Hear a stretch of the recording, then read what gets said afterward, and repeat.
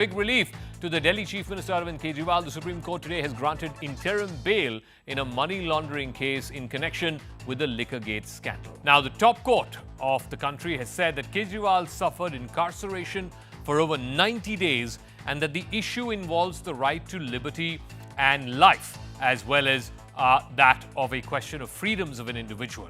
However, Kejriwal will not walk out of the Tihar jail just yet, because he is still in CBI custody until the 25th of July. That's a separate matter from the ED case for which he was given interim bail. Today, the Aam Aadmi Party has launched a scathing attack on the BJP, calling these allegations a conspiracy of the Saffron Party, claiming that the Supreme Court order is a vindication of the Aam Aadmi Party and its convener Arvind Kejriwal. Meanwhile, the BJP has countered, saying that bail is not a clean sheet. It has added that the Aam Aadmi Party is simply misleading the public, that bail is simply a judicial or legal procedure, that ultimately a court of law has to go into the merits of this case and pronounce whether Mr. Kejriwal is guilty or not, which it hasn't up until now. But first, I want to bring you up to speed with all the political reactions around this story. Yes, Mr. Kejriwal has been given interim bail. The matter of whether somebody should be arrested under Section 19 of the PMLA has been referred to a larger bench. But fundamentally, what matters is that Mr. Kejriwal will continue to be in jail because he is also wanted in a separate case by the CBI.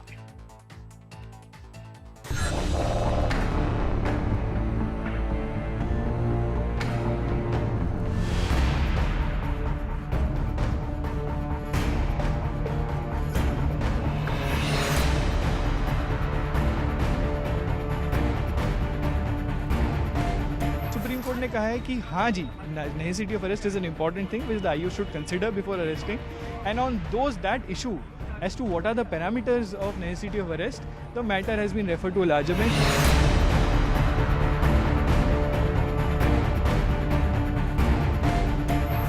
ED Arvind Kejriwal के खिलाफ काम कर रही है, सिर्फ investigation का काम नहीं कर रही है, उनको फंसाने का काम कर रही है। ऐसे में आज सुप्रीम कोर्ट की जमानत बहुत बड़ी बात है। सुप्रीम कोर्ट ने तो एक सील ऑफ अप्रूवल लगाई है। सुप्रीम कोर्ट ने ये पाया है कि माननीय मुख्यमंत्री अरविंद केजरीवाल जी शराब घोटाले में मनी लॉन्ड्रिंग के ऑफेंस के गिल्टी हैं।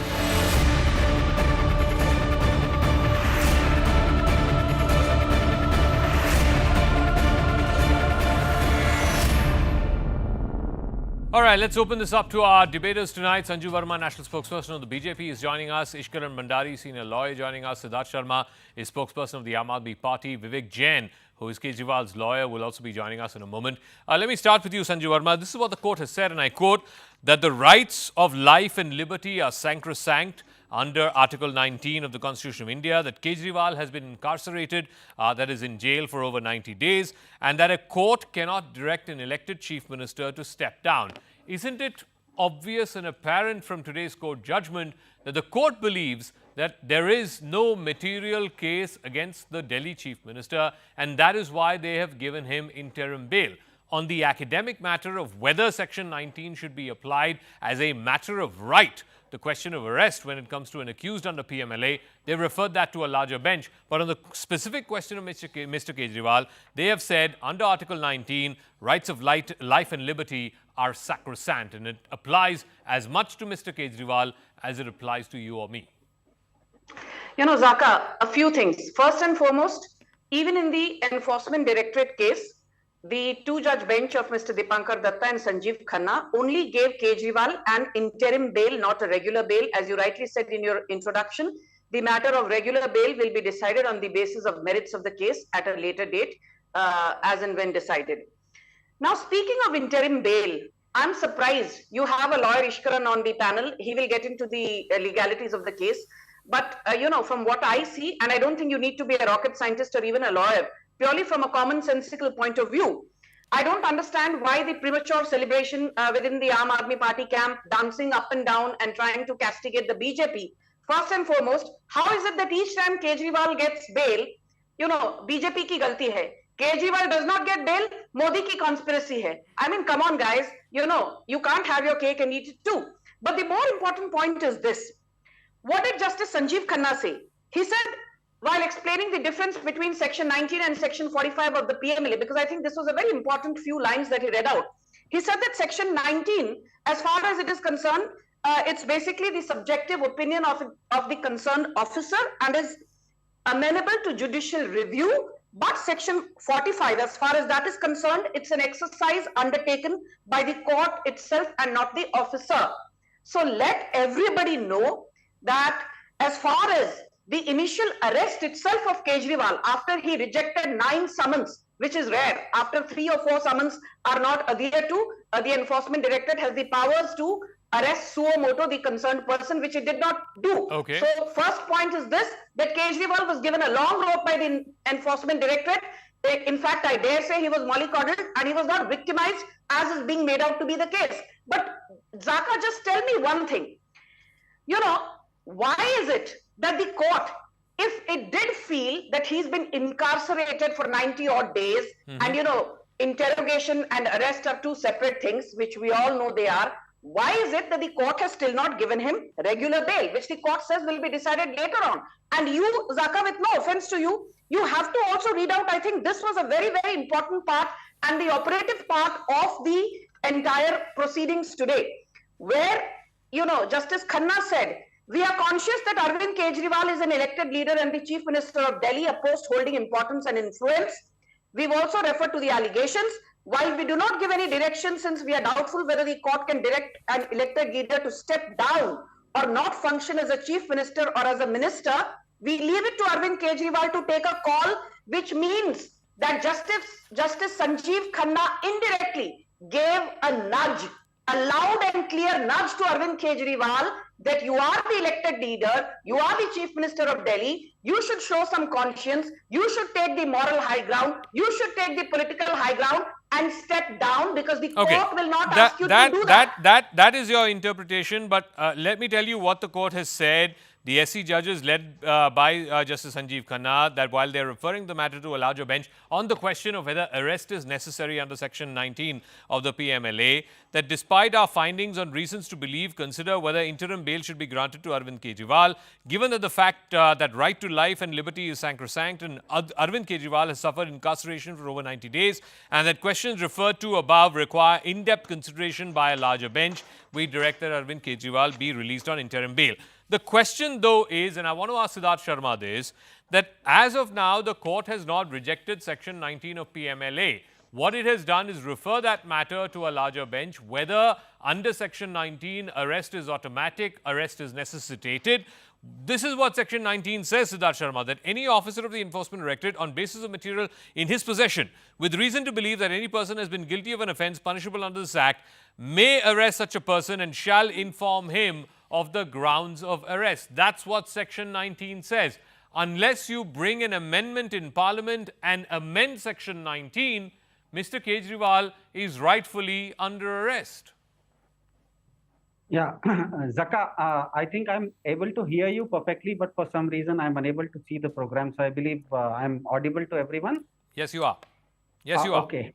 Yeah, I'll give you the answer for that. I'll just give a 5-sentence. It will be very short because I'm unable to see the program. I'll be very short. The brevity will be there. And I'll answer to your question as well as what Sanju asked.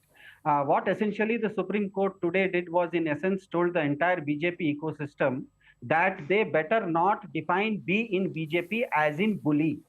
Arvind Kejriwal did not seek bail. Yet the judiciary today giving it speaks volumes about ED turning itself into an entertainment directorate for the clown in chief of the BJP. This nation, 68% of the voters, more than 100 crore people of India are imploring one at a time. One at a time. One at a time. Please. One at a time. Siddharth Sharma, please speak. Yes.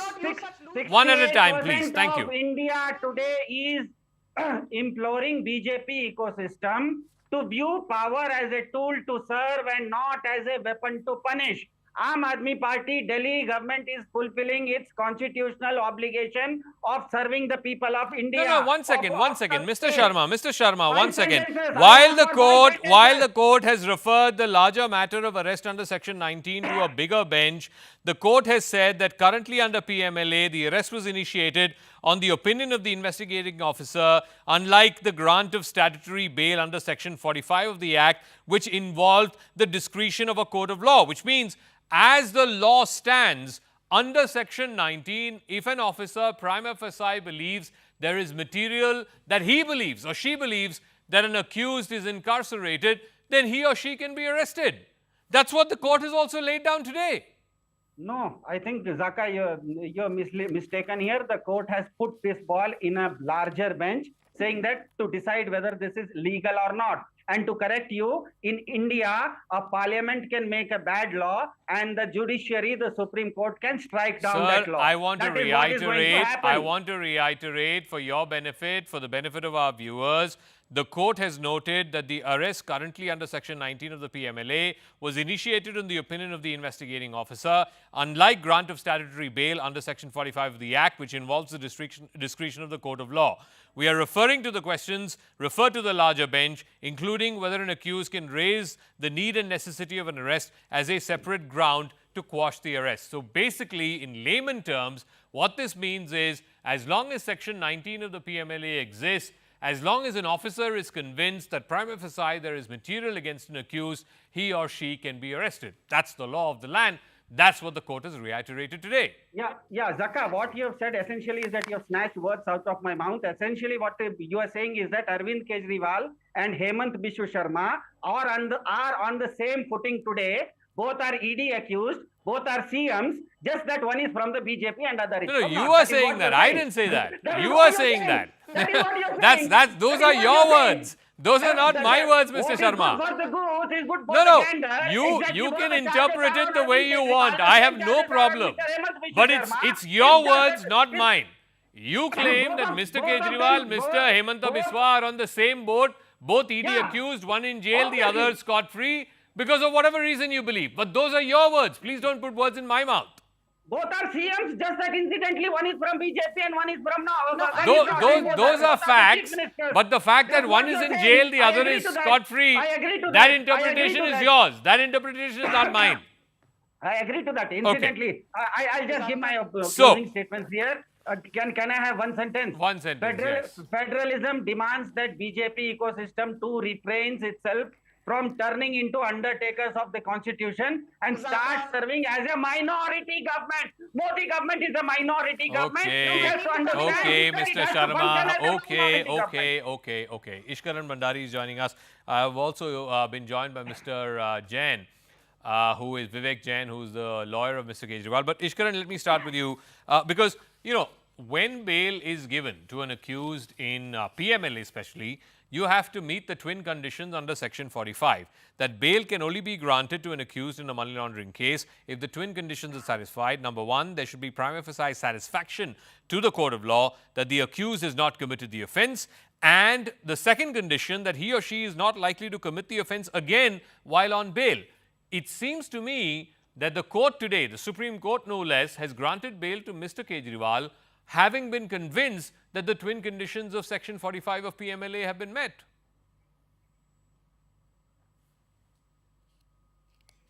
Ishkaran, you're on mute. You have to unmute, please. Thank you.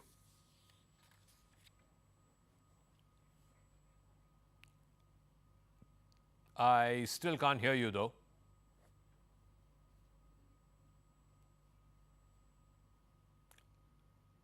Okay. Ishkaran, while we figure out your audio line, let's try and ask that to Vivek Jain, who is Mr. Kejriwal's lawyer, that the court has come to the conclusion that while they're not ruling on the merit of the arrest, Section 19 of PMLA, they've referred that to a larger bench. It is in no way or means, Mr. Jain, a clean chit to your client. Well, let me start by saying that this is not a stage to give you a clean chit. Clean chit is given to a person when the trial starts. Okay. Until you are pronounced as guilty, you are presumed to be innocent. I think that's the law which is settled. So I think let's get our foundation correct. A person is presumed to be innocent till he's proven as guilty. Can I just add a caveat there? My understanding, I'm not a lawyer, I'm a journalist. You are a lawyer. That under PMLA, the onus is on the accused to prove innocence, not the other way around. You can correct me if I'm wrong. No, yeah, you're wrong. Okay. So let me again put the foundational provisions before you. first it starts with arrest. Yes. There can't be a bail without arrest. Mhm. How arrest happens is under section 19. Yes. So it is the onus on ED to justify their arrest, and then only the stage of section 45 comes. Now we are looking at the judgment which is relevant for section 19 itself. We are not even talking about 45. Mhm. Though under 45 also there is a bail which is already granted by the trial court. That satisfaction has also been Which met. has been quashed by the High Court. Yes, go on. It's not been quashed by the High Court. It's only been stayed by the High Court. Yes, okay. It has which been is stayed also by a the High challenge Court. before the Yes, go Supreme on. Court. Mhm. But right now we are looking at a very initial stage, which was the onus on ED to justify their arrest. Now, No, but as the far court as, has not said that the arrest is wrong. The court has only referred that to a larger bench. well, if you would like me to complete, I would complete. Otherwise, there's no point. Please complete.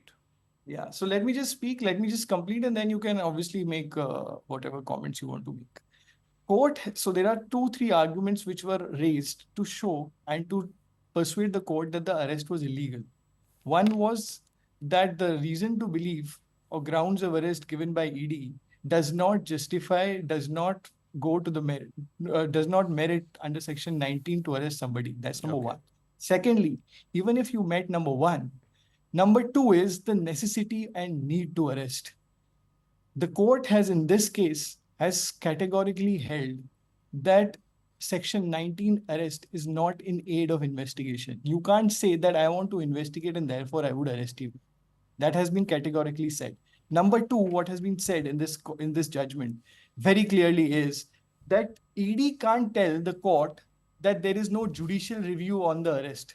It was ED's argument that what our officer is doing and the subjective satisfaction of our officer to arrest somebody, even the courts can't look at it. The courts have rejected that argument and they have dedicated various paragraphs on it that you can't tell, you ED cannot tell the court that court can't do a judicial No, review. Mr. Let me Jain, just come can to I, can I just lay down for the benefit of let our me just- viewers the correction on what your interpretation is? While the No, so court let has me just noted, no, complete once it. again, the court has noted that there is no need for interrogation, which cannot be the sole ground for arrest under Section 19 of PMLA. While referring the matter to the larger bench, Justice Khanna has said that the larger bench ought to examine and lay down specific parameters for arrest under PMLA. The court in this regard has noted that arrest currently under PMLA was initiated in the opinion of the investigating officer, unlike the grant of bail under Section 45 of the Act, which involved the discretion of a court of law. One of the questions referred to the larger bench include whether an accused can raise the question of need and necessity of an arrest as a separate ground to quash the arrest. The court has not passed an order in that regard. The court has simply referred that matter to a larger bench to say whether or not an accused person can raise need and necessity of arrest as a separate ground to quash the arrest.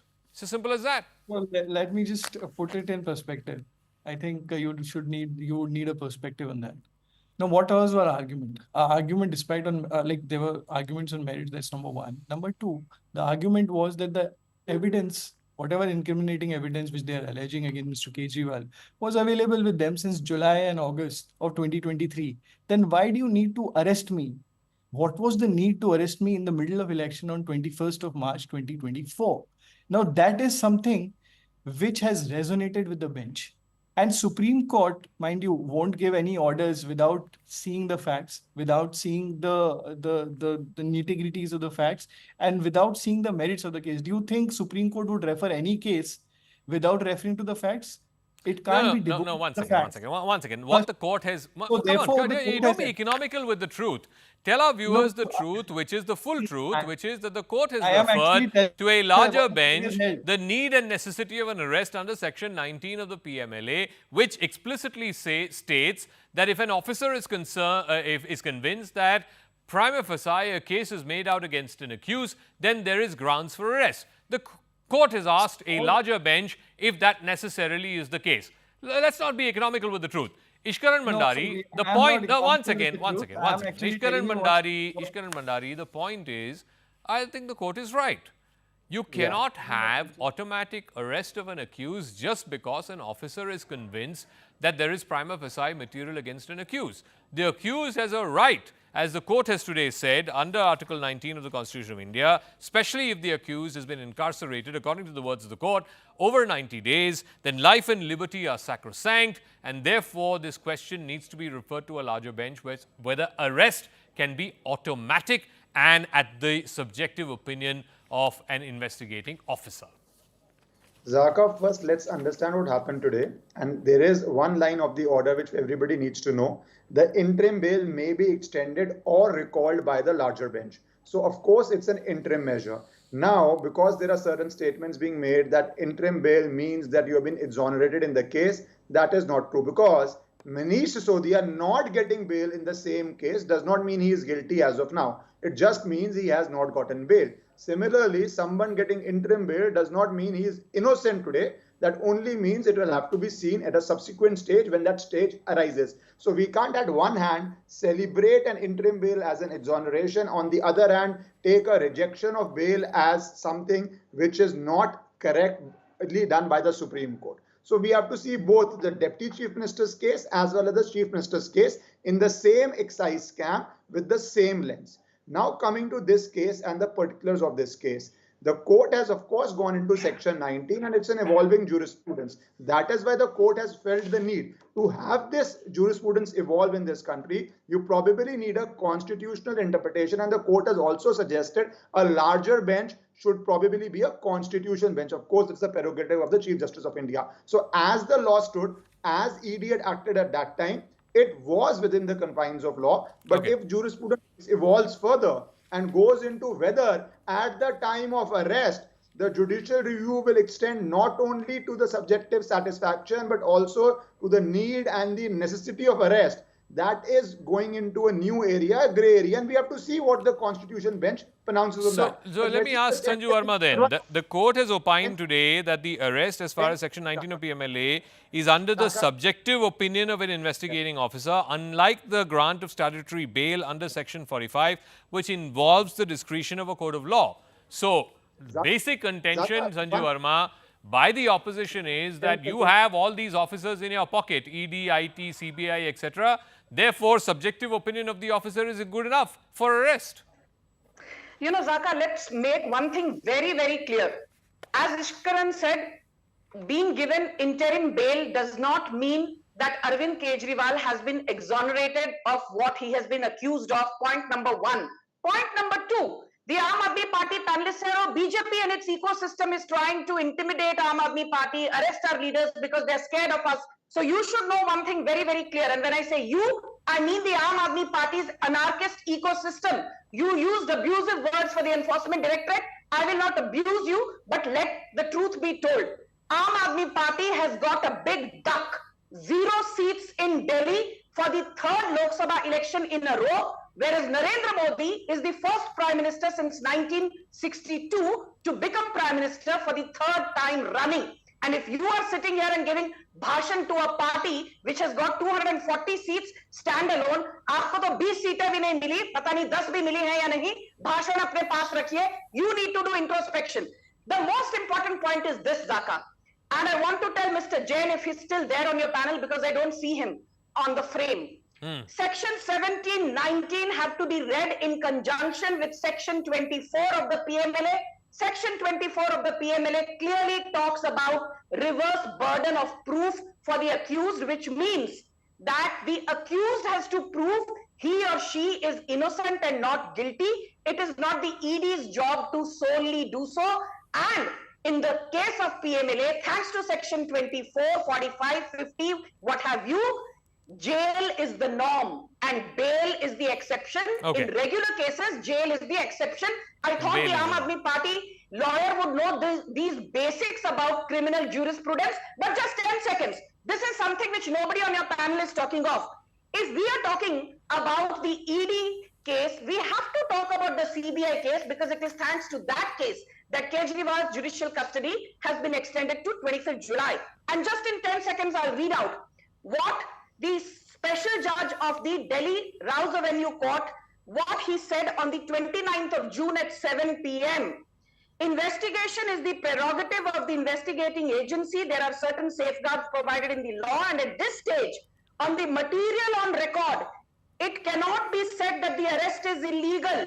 The agency has not been overzealous. It can be said that prima facie, the arrest of the Delhi Chief Minister is legal. Let me put that in what the court order today also said, and the court opined, Mr. Siddharth Sharma. The court has said, and I quote, at this juncture, we would like to reiterate and clarify that we're not deciding an appeal against an order rejecting the prayer of the application for grant of bail under Section 45 of the PMLA.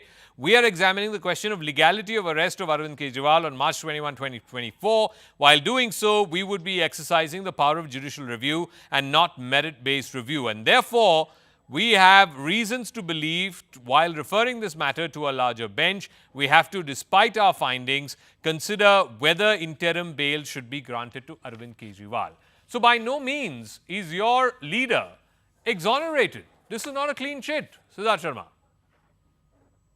Yeah, I think Zaka, there is no clean sheet to even Mr. Hemant Biswa Sharma because he is also under ED. So let us not get into that. No point in repeating. But your leader is still in jail. Hemant Biswa Sharma is still out of jail. He's still running the government in Assam. Your leader is in jail, sir.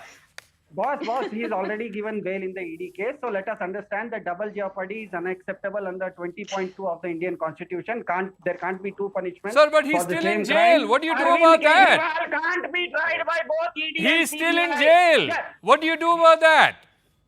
He will be out. He will be out because already he has got bail. What essentially? No, he has got bail in one particular case, interim bail, while the merits of the matter have been referred to a larger bench. Let's be very clear to our viewers tonight. So are you saying that he has not given bail? He has been given interim bail while the merits of the matter have been referred to a larger bench. Let me repeat that. The matter rests. The matter does not rest. The matter goes to a larger bench. Matter does not rest, sir. Matter goes to a larger bench. Mr. Kejriwal, your leader's contention was arrest should be quashed. The bench has not said anything about arrest being quashed. The bench has simply referred whether Section 19 is applicable to a larger bench and under what circumstances arrest is warranted. That's all. Yeah, that makes it sub judice, right? That makes it referred to a larger bench, yes. That makes it sub judice. Okay. Okay, it makes it sub judice. So, Zaka, every kid across India today knows that BJP is so spooked by Kejriwal's competence that it will go to any lengths to hide its political bankruptcy. How and why are they spooked, sir? Sir, how and why are they spooked? How many seats did you win in Delhi? How many seats did you win in Punjab? How many seats did you win in Gujarat? How many seats did you win in Haryana? Why exactly are they spooked? Mr. Sharma, please. Mr. Sharma, one second. Let's not fool our viewers. Let's not take our viewers for granted. Mr. Sharma, if, as you say, the BJP is spooked by the Aam Aadmi Party, please tell me, how many seats did they win in Delhi? How many seats did they win in Punjab? How many seats did they win in Haryana, Rajasthan, Gujarat, Madhya Pradesh? All states where you contested. Why exactly do you believe, Mr. Sharma, is the BJP spooked by your party? What are they spooked about? How many seats have you won in the states that you contested?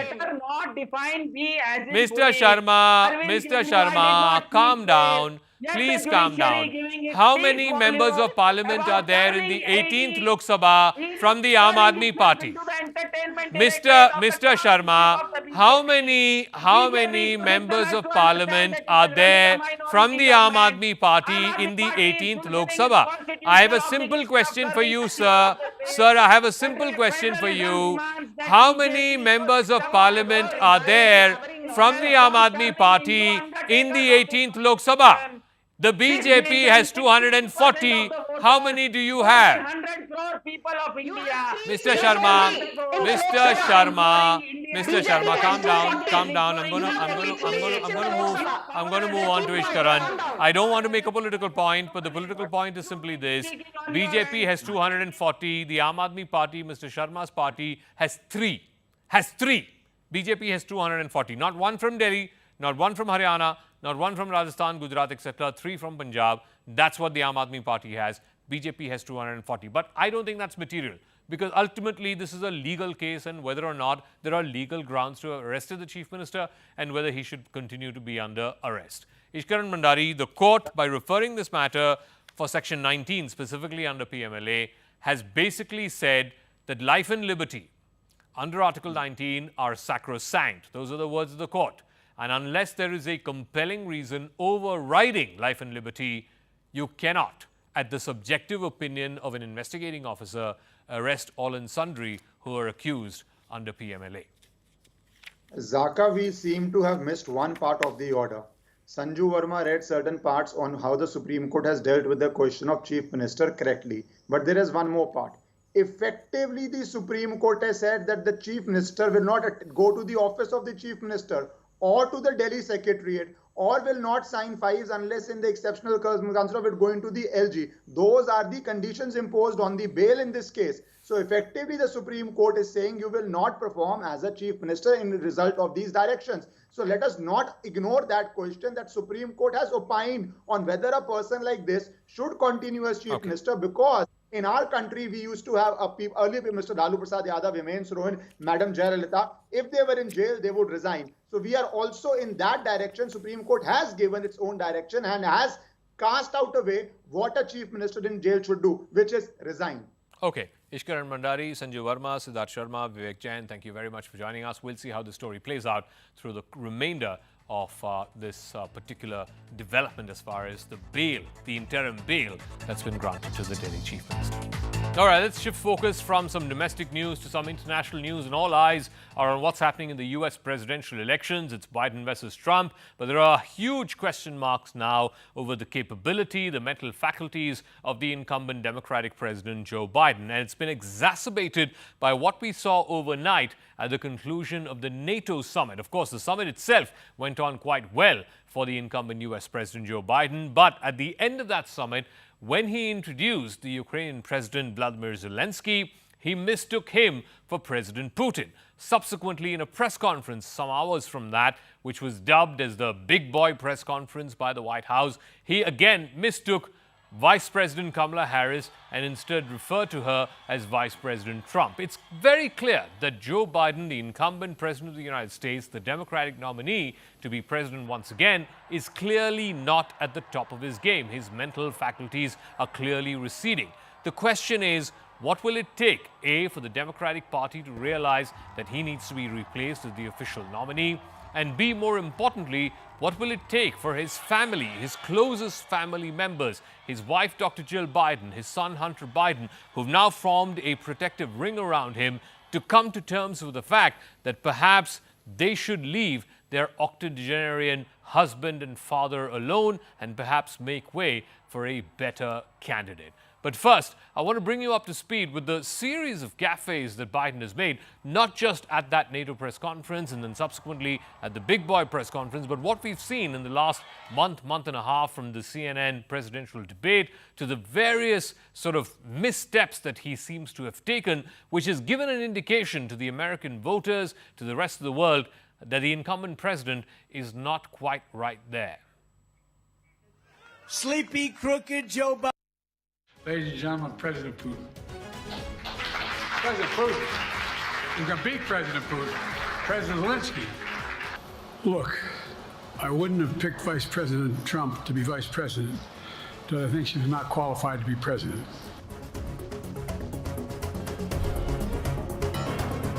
The world's eyes were on Joe Biden this week as he hosted the NATO summit in Washington, D.C.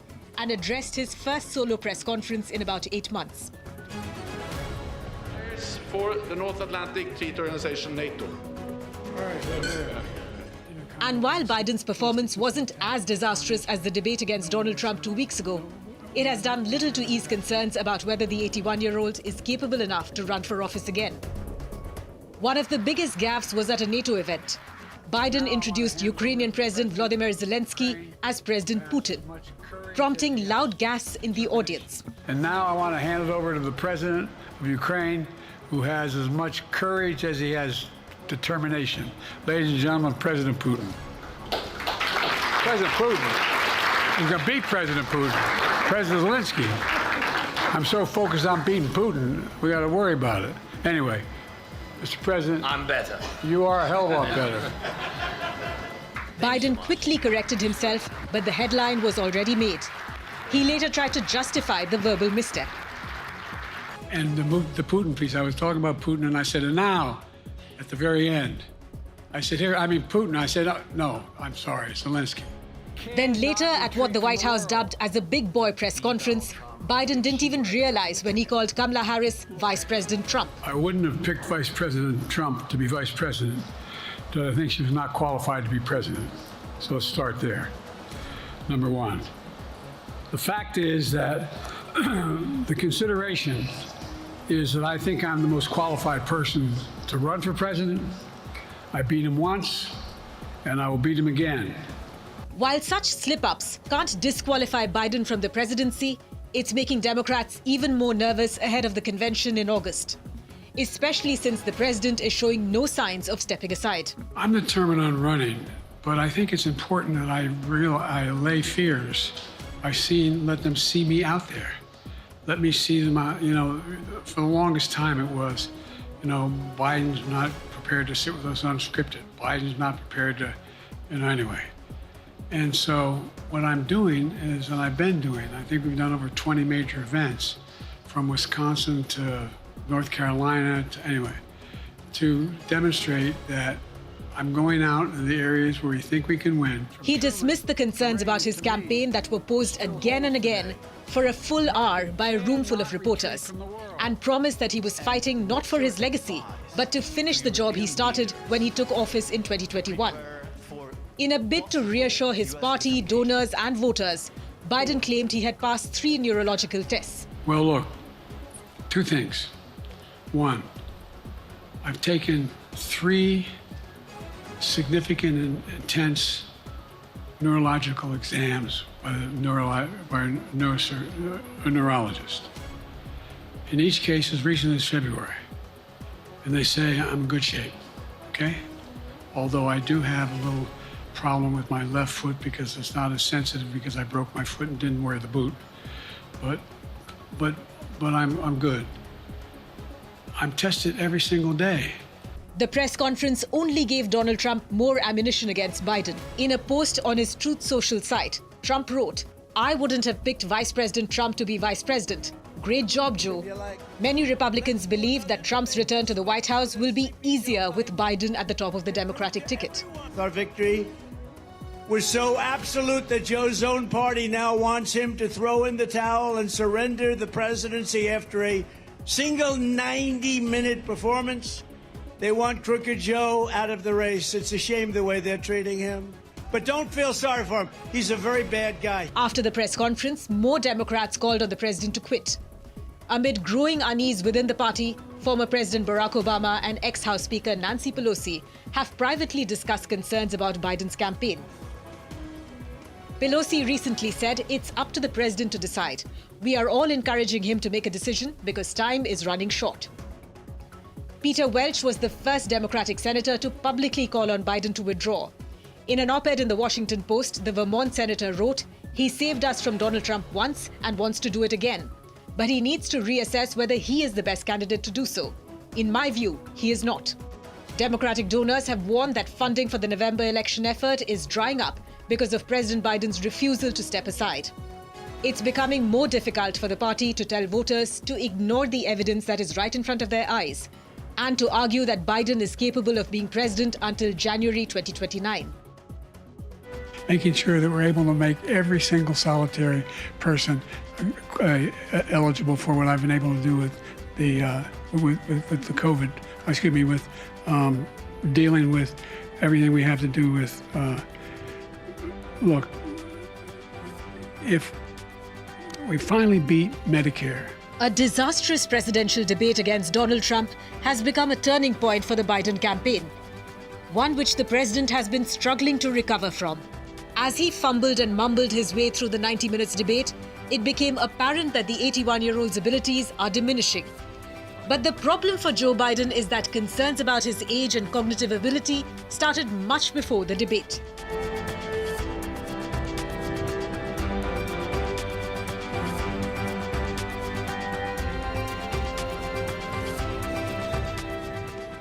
At the commemoration of the 80th anniversary of D-Day in France, Biden found himself in an awkward situation as he was seemingly searching for an imaginary chair. When Biden was welcomed by Italian Prime Minister and G7 host Giorgia Meloni, he was seen making a salute gesture to her. Later in the day, Biden made the same saluting gesture towards Ukrainian President Volodymyr Zelensky. When the G7 leaders were watching a skydiving demonstration, Biden was seen wandering away from the group and walking to one of the skydivers and giving him a thumbs up. And then Meloni redirected him to pose for a group photograph. At a campaign fundraiser in Los Angeles, Biden appeared to freeze and had to be guided off stage by former President Barack Obama. Then came the big blow, the face-off against Trump, in which Biden appeared incoherent for the better part of the debate.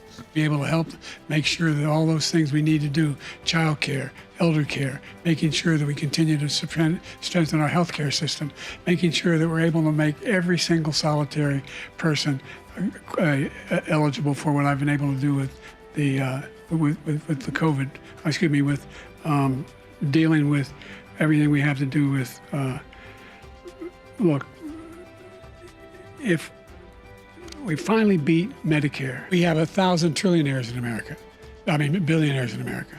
And what's happening? They're in a situation where they, in fact, pay 8.2% in taxes. Now you're in a situation where there are 40% fewer people coming across the border illegally.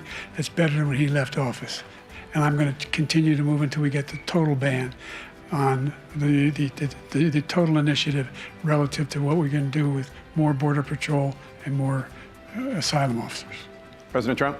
I really don't know what he said at the end of that sentence. I don't think he knows what he said either. After the debate, the floodgates opened for Biden's gaffes. In a radio interview, Biden said, "I'm proud to be the first vice president, the first black woman to serve with a black president." Then Biden claimed he will beat Trump again in 2020. Well, guess what? They're trying to push me out of the race. No! Well, let me say this as clearly as I can. I'm staying in the race. I'll beat Donald Trump. I will beat him again in 2020. In an interview to ABC, Biden said, "If the Lord Almighty came down and said, 'Joe, get out of the race,' I'd get out of the race." Then came the final nail on the coffin. In front of several NATO leaders and the world press, Biden introduced Ukrainian President Volodymyr Zelensky as President Putin. This left Zelensky stunned and the room in shock. And now I want to hand it over to the President of Ukraine, who has as much courage as he has determination. Ladies and gentlemen, President Putin. President Putin. He's going to beat President Putin. President Zelensky. I'm so focused on beating Putin, we got to worry about it. Anyway, Mr. President. I'm better. You are a hell of a lot better. Thank you so much.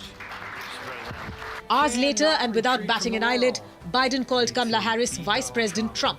Look, I wouldn't have picked Vice President Trump to be Vice President, but I think she was not qualified to be President. So let's start there. Number one. The fact is that the consideration is that I think I'm the most qualified person to run for president. I beat him once, and I will beat him again. Despite all of this, Joe Biden has made it clear that he is not going to exit the stage quietly. So what was supposed to be a corrective mechanism, if you will, with first the NATO summit and then subsequently what was billed as the big boy press conference by President Biden. I'm not sure how well that's gone for the Biden campaign, but let's try and make sense of this. I'm now joined by Kayla Tashi. She is the CNN White House correspondent. Thank you very much, Kayla, for speaking with us here on CNN News 18. First things first, how would you assess what the Biden campaign and the White House's feeling is after first the introduction of President Zelensky as President Putin and then mistaking Vice President Harris for Vice President Trump? What's the prevailing mood right now in the White House after those performances? Well, they acknowledge that there were some gaffes that the president had when he introduced President Zelensky as Putin and when he confused Vice President Harris and Trump.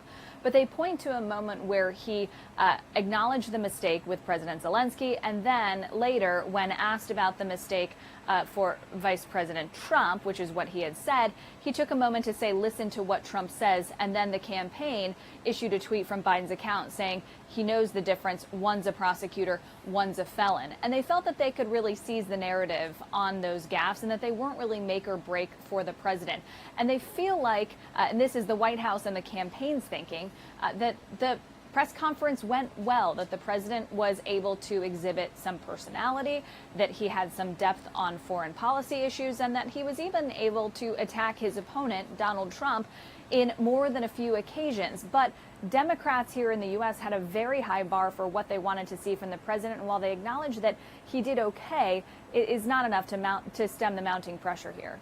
I do want to know, there are separate reports from CNN, including that there is now polling to suggest, or at least they're viewing that polling, about how Vice President Kamala Harris would fare against Donald Trump if she were to be the nominee and if Biden were to sort of step aside. What are you hearing on that front? Is the Biden campaign sort of coming around to that view, or are they still continuing to be defiant that their man is still best placed to beat Trump?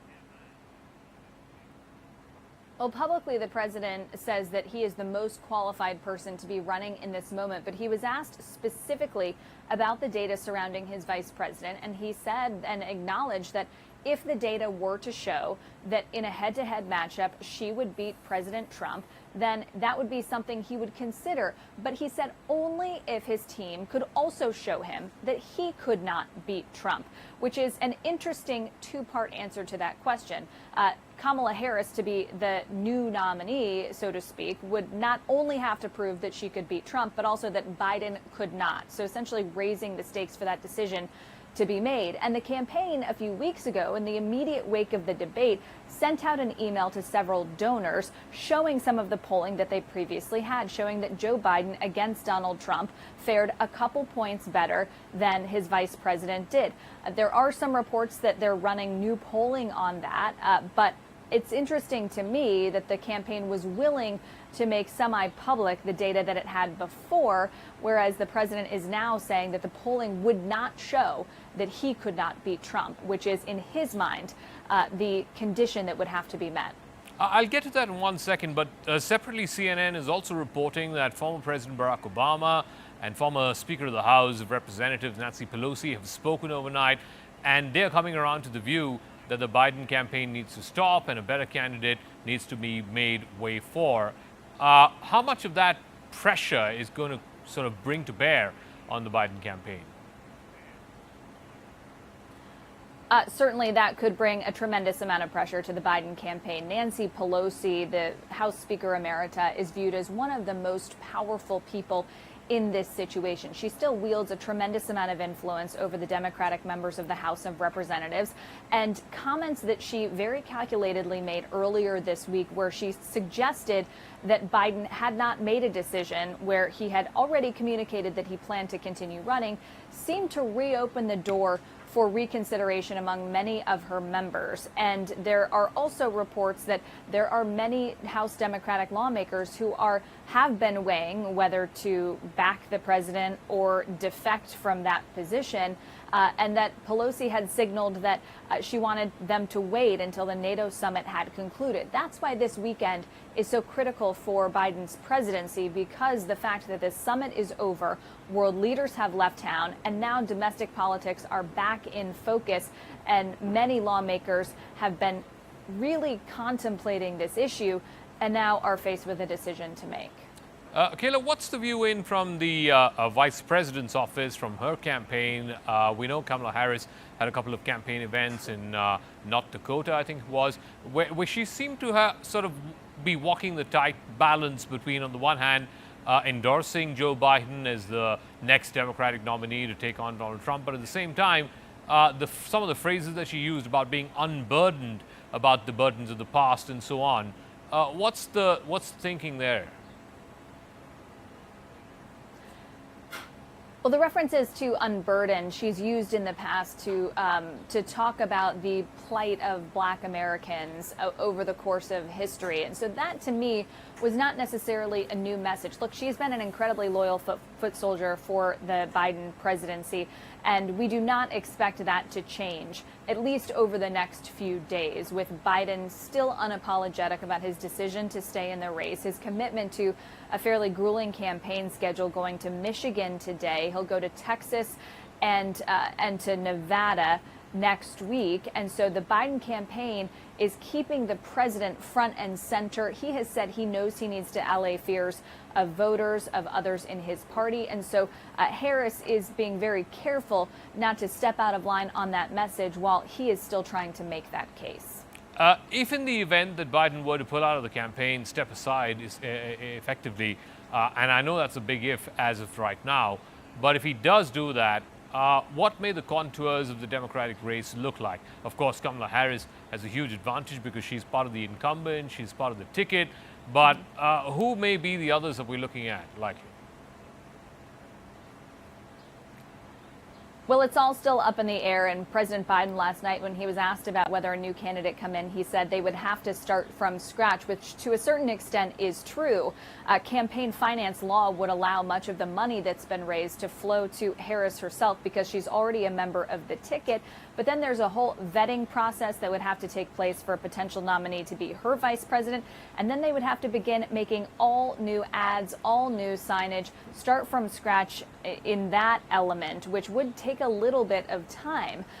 Certainly the Democratic National Convention begins in August, in the middle of August. 600 delegates would be needed to make a change, which is a fairly high bar, which is one reason why Democrats are suggesting if we need to make a decision on this, we have to do it soon so that we can unify behind another candidate. But there's still quite a lot of work to figure out if Harris were the person who would take over the top of the ticket, who that number 2 would be.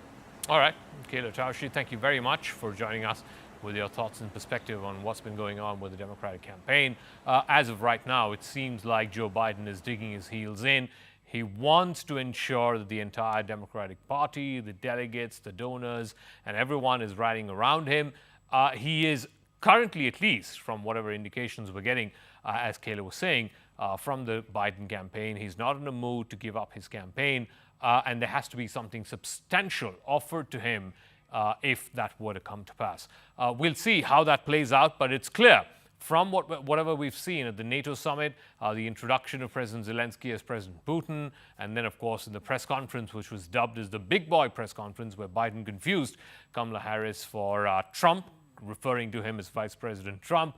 It's clear that he's not at the top of his game. Whether or not that will force a change in the Democratic nominee, we'll have to wait and see. But it's apparent that he's not really up there.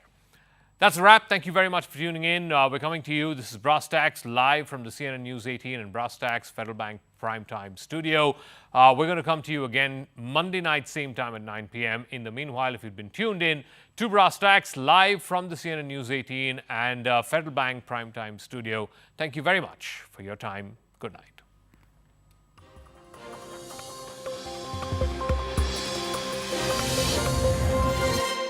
Evidence by way of recovery of chats between the accused and the other suspects in this case. All of that, ED will argue, will be considered at the stage of trial. At this stage, all that the Supreme Court is focusing on is whether, based on Section 19 and Section 45 of PMLA, a case is made out for interim bail. And a crucial consideration under Section 45 of PMLA is also if the accused, if he's out on bail, can he in any way change the evidence, influence witnesses, tamper with the evidence? So the defense has always argued that ED had this evidence long before it arrested Arvind Kejriwal. Its basic premise that 100 crore was paid as kickback, 45 crore was used in Goa election. This was mentioned in charge sheets or prosecution complaint, as ED calls it, on multiple occasions, even before Kejriwal was arrested. So I think that is the basic point on which the defense is also arguing, that arrest was unnecessary, keeping him in custody is unnecessary. Whether he has committed the crime or not, the merit of the evidence, all that can be considered at the stage of trial.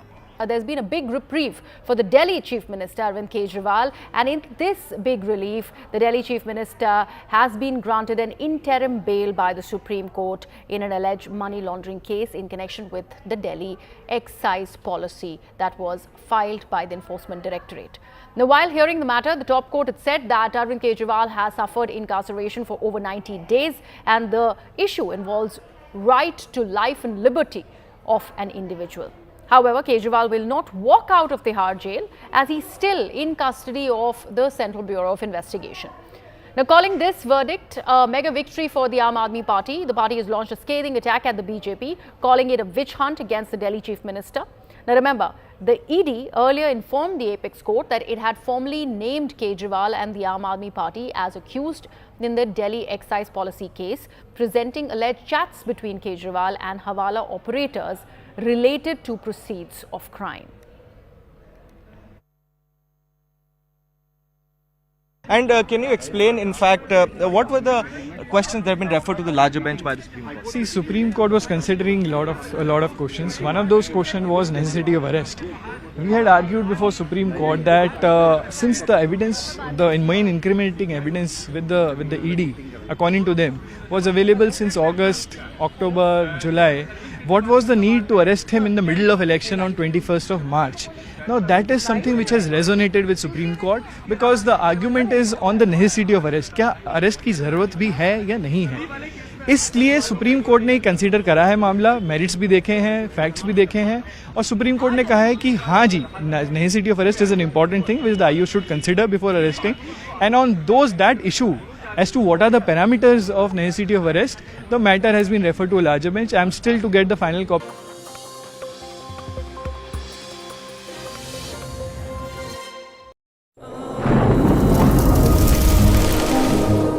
Climate change is on our doorstep.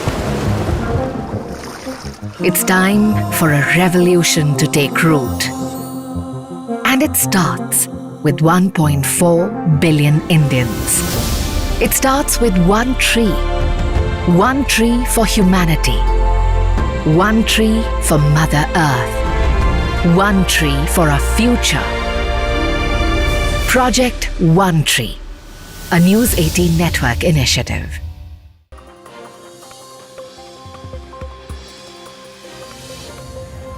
I can't comment on it fully, but that seems to be the essence of the court while it was being announced. ये PMLA काला कानून है। इसके अंदर जमानत के आधार इतने मुश्किल हैं कि इसमें जमानत मिलना लगभग नामुमकिन है। ऐसे में लोअर कोर्ट का पहले इनको बेल देना, न्याय बिंदु जी ने बेल दी और न्याय बिंदु जी ने अपने फैसले में लिखा ईडी इज एक्टिंग विद बायस, मतलब ईडी अरविंद केजरीवाल के खिलाफ काम कर रही है, सिर्फ इन्वेस्टिगेशन का काम नहीं कर रही है, उनको फंसाने का काम कर रही है। ऐसे में आज सुप्रीम कोर्ट की जमानत बहुत बड़ी बात है। Let me take this across to my colleagues Ananya and Anshul, who are live with us on the broadcast. Also joining me is Arunima. Ananya, I'll come to you first. A very important aspect coming out of the court questioning how the entire evidence that in fact was in fact laid down by the Enforcement Directorate necessitating the arrest, that the ED was in possession of much earlier. So why the arrest is the big question, and that's why this matter is with a larger bench now. If you can just break down that exact point that the Supreme Court is making when it comes to Section 19 of the PMLA. Well, definitely, first of all, it's a humongous yet ineffective relief that comes to the Delhi Chief Minister because he is still inside the jail in the CBI matter. Now, when we talk about the issues that have been referred to the larger benches with regards to whether necessity to arrest is something that should be looked at while, Section 19 is being exercised by an investigating officer, that is something that the court has referred to a larger bench. And with regards to Section 45(2), certain questions have been referred to the larger bench of the Supreme Court. And remember that, the detailed order copy is to come out very soon in this particular matter. But what is very, very clear at this particular point of time is that Arvind Kejriwal will remain inside the jail, though interim bail has been granted. But this interim bail has not been granted on the merits of this particular matter. It has just been granted, just because there is some lacuna in the law that needs to be fixed. Hence, the matter has been referred to a larger bench of the Supreme Court, which will be looking into the aspect of bail as well when it comes to, Mr. Arvind Kejriwal. This is an interim bail. This is not a final or a regular bail that has been granted to the Delhi Chief Minister. It is yet again an interim bail coming in from the Supreme Court for the Delhi Chief Minister. However, what happens before the larger bench is something that only time can tell. Right. Arunima is also with us on the broadcast. Arunima, there were some chats that were presented by the ED of Arvind Kejriwal with some Hawala operators. All of that evidence the Supreme Court seems to have put aside while granting this interim bail, saying that, all of these evidence the ED was already in possession of. Then what was the need to necessitate the arrest?